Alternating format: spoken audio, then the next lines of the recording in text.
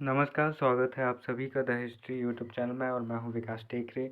आज के इस वीडियो में हम बात करेंगे मजदूर आंदोलन एवं समाजवादी दल जिनका भारतीय स्वतंत्रता संग्राम के दौरान गठन हुआ, और हम ये देखेंगे कि भारत में मजदूर आंदोलन और सामाजिक दलों का क्या इतिहास रहा है। दोस्तों, यहाँ पर हम देखते हैं कि समाजवाद मार्क्सवाद से प्रभावित होकर समाजवाद से मार्क्सवाद प्रभावित होता है, और फिर साम्यवाद और कम्युनिज्म जैसे हमें टर्म देखने को मिलते हैं। समाजवाद का मतलब होता है कि जो सारी संपत्ति है वह राज्य की है, जबकि पूंजीवाद में व्यक्ति विशेष की संपत्ति मानी जाती है। अब सारी संपत्ति समाज की है तो समाज के हर वर्ग विशेष का उस पर अधिकार है, तो कुल मिलाकर सबका वहाँ पर समान अधिकार है। यहाँ पर मजदूर आंदोलनों की बात करें तो 1870 ईस्वी में बंगाल में शशिपाद बनर्जी ने भारत में का पहला मजदूर दल श्रमजीवी की स्थापना की, और न्यूज़पेपर इन्होंने भारत श्रमजीवी नाम से निकाला। 1890 ईस्वी में एन एम लोखंडे, नारायण मल्हार लोखंडे ने बम्बई में प्रथम मजदूर संघ यूनियन बम्बई मिल एसोसिएशन की स्थापना की, और एन एम लोखंडे ने दीनबंधु नाम से न्यूज़पेपर निकाला। पहली बार रिपन के समय में ब्रिटिश सरकार ने मजदूरों के हितों के लिए प्रथम फैक्ट्री एक्ट 1881 1881 लेकर ये आते हैं, और इसमें ये कहते हैं कि काम के घंटे जो काम के घंटे हैं हम तय करेंगे 9 घंटे, और सुरक्षित परिस्थिति यहाँ पर हम देंगे, और 1 घंटे का लंच टाइम भी आपको दिया जाएगा। तो इस तरह से कुछ महत्वपूर्ण प्रावधान किए गए थे। हालांकि ये उतने अमल में नहीं लाए गए, लेकिन संवैधानिक तौर पर से यहाँ पर से हम देखते हैं कि प्रयास शुरू हो जाते हैं। 1891 ईस्वी में दूसरा फैक्ट्री एक्ट आता है। तिलक जैसे राष्ट्रवादी नेताओं ने इन एक्टों का विरोध किया, और यहाँ पर तिलक क्यों विरोध कर रहे हैं? क्योंकि तिलक तो भैया अच्छे अच्छे सारे कामों का भी विरोध करते हैं और बुरे कामों का भी विरोध करते हैं। क्यों? क्योंकि तिलक कहते हैं कि भाई हमारे लिए कानून लाने वाले तुम होते कौन हो? एक तो तुम बाहर के लोग हो, ठीक है, हम पर शासन कर रहे हो जबरदस्ती, ऊपर से तुम हमें बताओगे कि हमको कैसे जीना है। एक काम करो, तुम हमारे देश से निकल जाओ, हम इससे अच्छे अच्छे कानून हमारे लिए बना लेंगे। तो इस तरह से यहाँ पर बाल गंगाधर तिलक जी कहते हैं कि भैया अगर हम इनके कानूनों का समर्थन कर रहे हैं, इसका ये मतलब है कि हम ब्रिटिश शासन को अच्छा मान रहे हैं। इसीलिए बाल गंगाधर तिलक जी इनके अच्छे बुरे किसी भी प्रकार के कानूनों का समर्थन नहीं करते हैं। अब 1899 ईस्वी मजदूरों की पहली हड़ताल railway company great Indian peninsula GIPR के मजदूरों ने यहाँ पर हड़ताल किया। और ये भी ध्यान रखना कि great Indian peninsula railway GIPR ही भारत की पहली ट्रेन 1853 में मुंबई से थाने तक चलाती है, और जिसकी दूरी 32 मील यानी कि 48 किलोमीटर के अराउंड होती है। अब देखिए यहाँ पर जब बंगाल विभाजन के समय पर 1905 में बंगाल विभाजन के समय मजदूरों ने हड़ताल की। यहाँ पर ऊपर की लाइन थोड़ी कट गई है, तो ध्यान रखिएगा। 1905 ईस्वी में जब बंगाल विभाजन होता है तो उस समय पर मजदूर भी हड़ताल करते हैं। 1908 ईस्वी में तिलक को जेल भेजने के विरोध में बम्बई के कपड़ा मिल के मजदूरों ने तिलक के समर्थन में हड़ताल की। 1917 ईस्वी रूसी साम्यवादी क्रांति के बाद भारत में मजदूर आंदोलनों को बल मिला, अर्थात रूसी क्रांति के बाद वास्तविक रूप से हमें मजदूर आंदोलन की शुरुआत देखने को मिल रही है।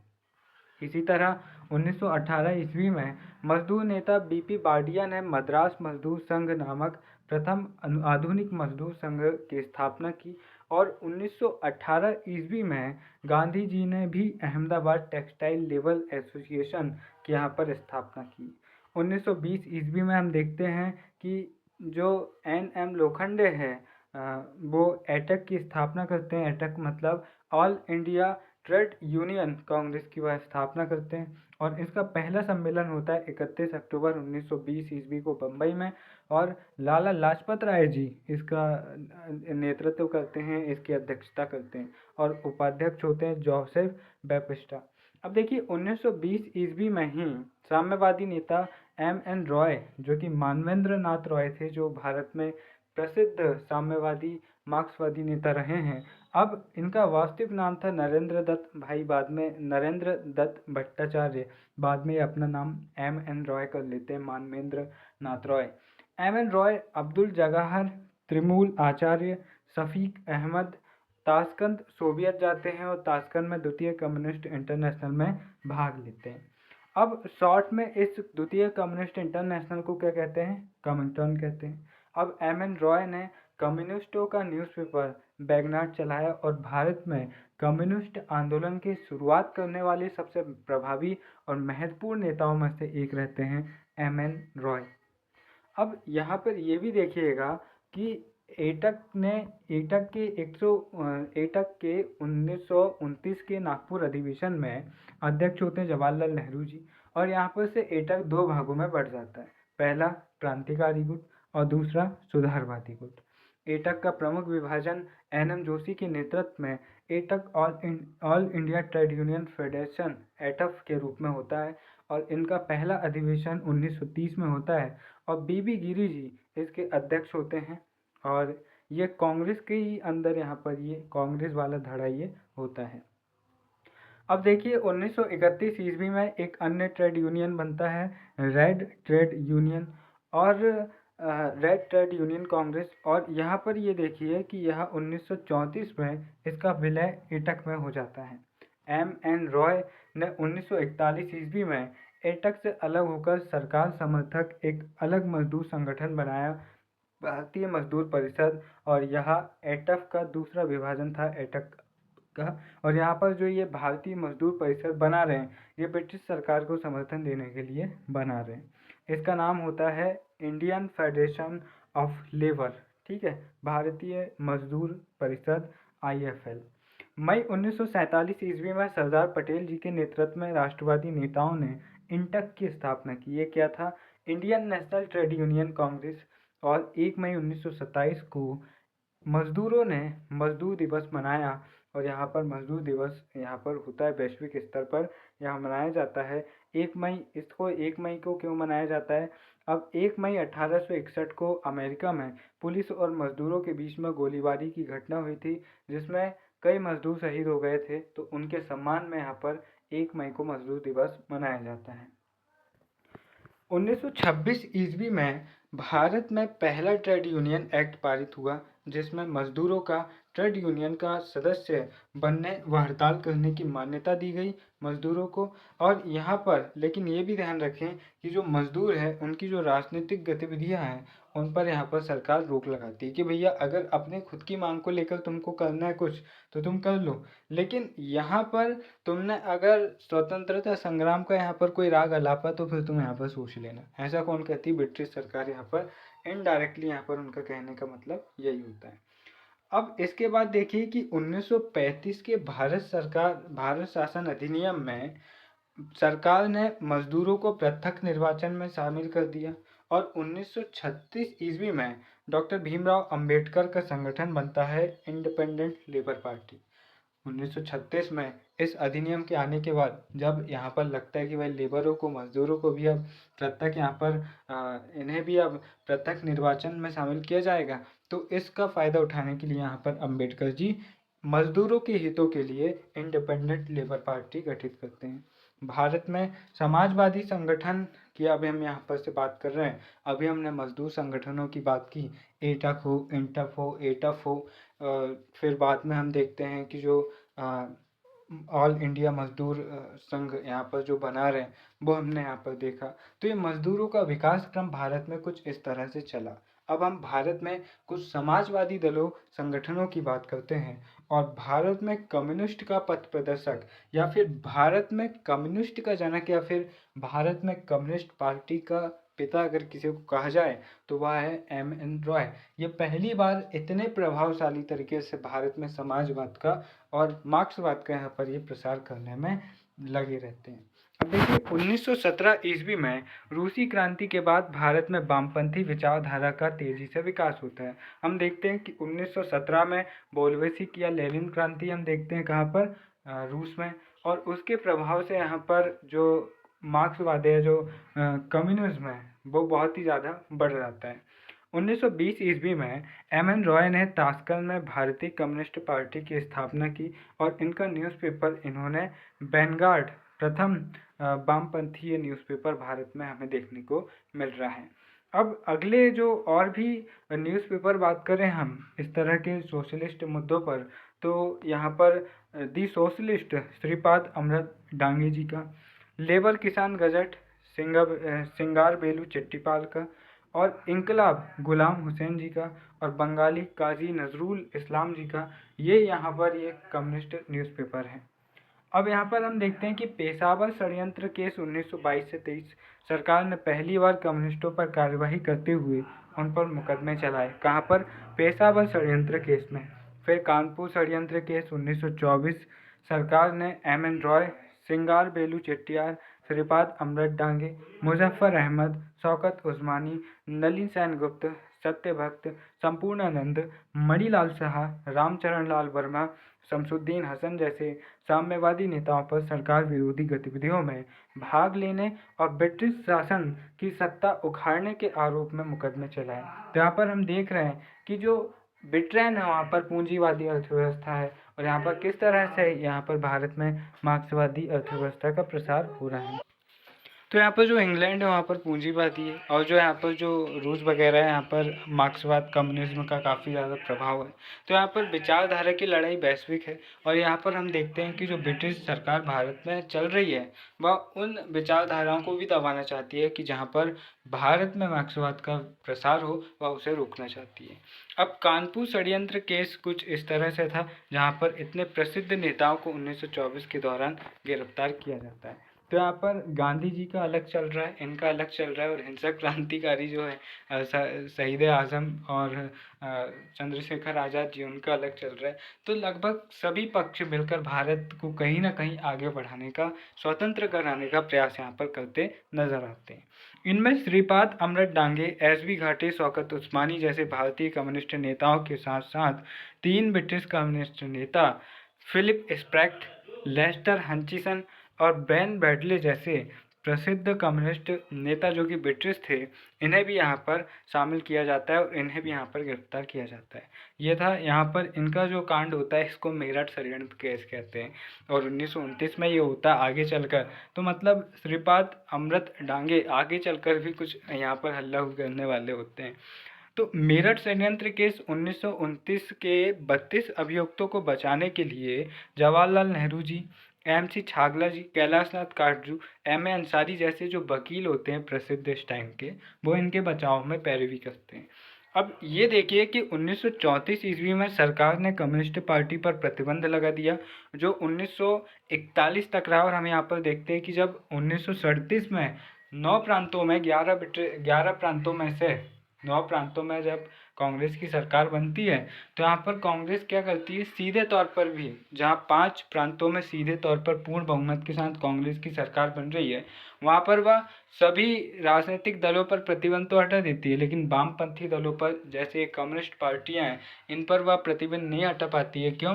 क्योंकि वह प्रतिबंध लगाती है ब्रिटिश सरकार, सेंट्रल गवर्नमेंट वहाँ पर प्रतिबंध लगाती है, जिसको वह नहीं हटा पाती। तो ये प्रतिबंध फिर कब हटता है? 1941 में, जब हम यहाँ देखते हैं कि एम.एन. रॉय अंग्रेजों से हाथ मिला लेते हैं, और फिर एम.एन. रॉय मजदूर संगठन बना रहे हैं, जो कि किसके पक्ष में? अंग्रेजों के पक्ष में। 1942 में इन वामपंथी दलों ने सरकार का पक्ष लिया, तो भारत छोड़ो आंदोलन का इन्होंने विरोध किया। तो भारत छोड़ो आंदोलन का विरोध ये क्यों दे रहे हैं? क्योंकि भैया इनके ऊपर जो लगा प्रतिबंध है वो हट रहा है, इसलिए ये भारत छोड़ो आंदोलन का विरोध कर रहे हैं। अब अक्टूबर 1934 ईस्वी में कांग्रेस के भीतर अखिल भारतीय कांग्रेस समाजवादी पार्टी की स्थापना कर इसका प्रथम अधिवेशन होता है, और इसके जो प्रथम अध्यक्ष होते हैं प्रथम अधिवेशन के, वह होते हैं संपूर्णानंद जी। बम्बई में इसका होता है प्रथम अधिवेशन, और महासचिव इसके बनाए जाते हैं जयप्रकाश नारायण जी, जेपी, जिनको हम प्यार से कहते हैं।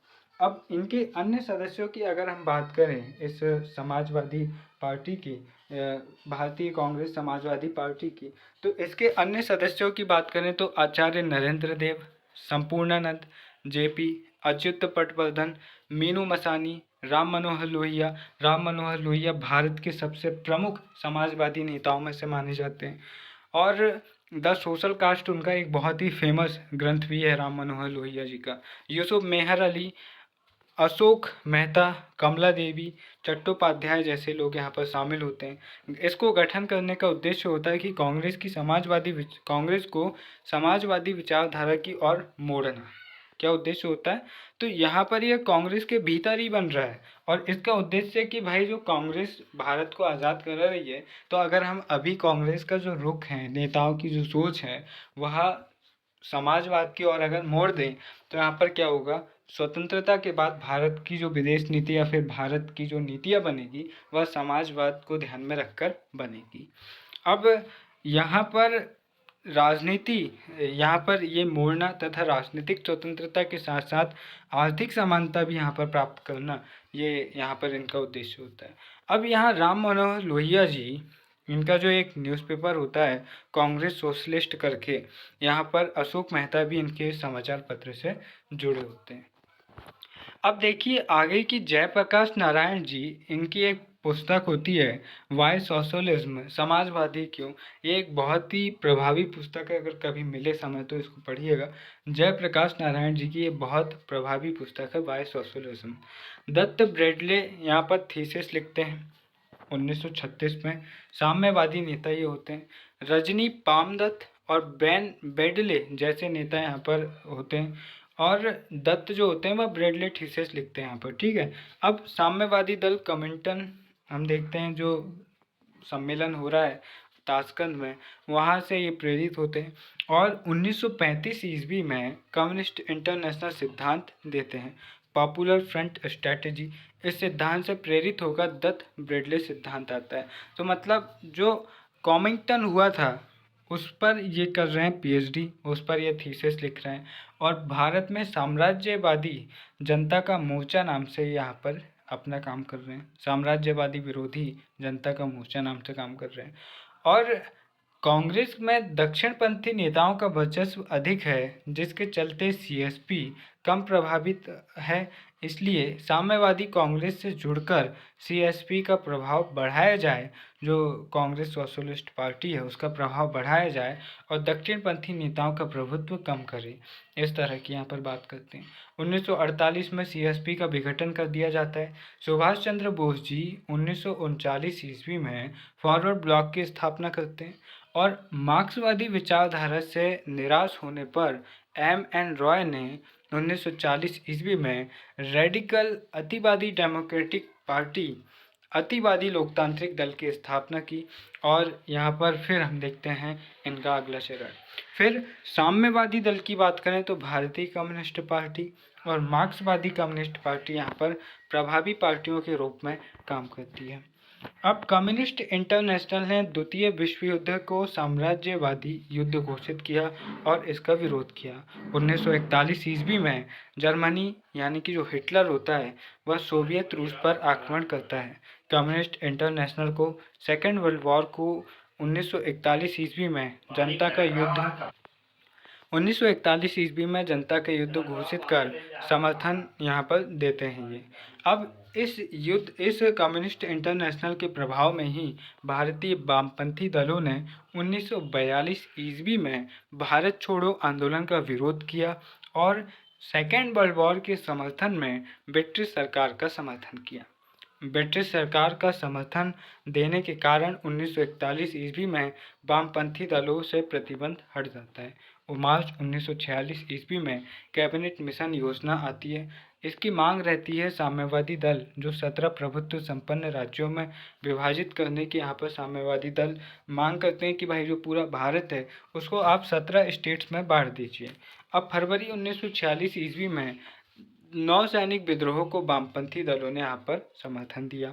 यहाँ पर कांग्रेस वगैरह भी और जो अन्य दल भी होते हैं वह इस नौसैनिक विद्रोह का समर्थन करते हैं, तो वामपंथी दल भी यहाँ पर इनका समर्थन यहाँ पर कर रहे हैं। तो ये थे कुछ पॉइंट्स जहाँ पर हमने न केवल मजदूर आंदोलनों को देखा, मजदूर संगठनों को देखा, बल्कि जो समाजवादी दल है जहाँ पर हम एम.एन. रॉय, जो डांगे हैं श्रीपाद डांगे जी, और जहाँ पर हम राम मनोहर लोहिया जैसे प्रभावी नेताओं को हम यहाँ पर देख रहे हैं। हालांकि ये सब, जैसे राम मनोहर लोहिया, इनके नाम पर लोहियावाद समाजवाद की एक उपशाखा चलती है। जब आप सोशलिज्म पढ़ते हैं, जब आप समाजवाद पढ़ते हैं, सोशियोलॉजी, तो वहाँ पर भारतीय समाजवाद में इनकी एक अलग से शाखा पढ़ाई जाती है। तो ये एक विचारधारा के रूप में भी जाने जाते हैं। ये सब जितने भी आपको अलग अलग नेता यहाँ देखने को मिल रहे हैं, ये काफ़ी प्रभावी है। हालांकि हम यहाँ पर इतिहास की दृष्टि से, आधुनिक इतिहास की दृष्टि से हम केवल तथ्यों पर यहाँ पर गौर कर रहे हैं, और यहाँ पर हमारा उद्देश्य है कि हम आसानी से इन चीज़ों को समझें और अपनी परीक्षा की तैयारी करें। तो ये सारे फैक्ट जो यहाँ पर दिए गए हैं, सारे महत्वपूर्ण हैं, और कोई भी यहाँ पर कम या ज़्यादा नहीं है। सभी को आपको बराबर टाइम देना है और सभी को अच्छे से ध्यान रखना है। ये जो नोट्स है आपको टेलीग्राम चैनल पर मिलेंगे, जिसकी लिंक आपको डिस्क्रिप्शन बॉक्स में मिलेंगी। तो यहाँ पर अच्छे से पढ़िए। तब तक के लिए नमस्कार, जय हिंद।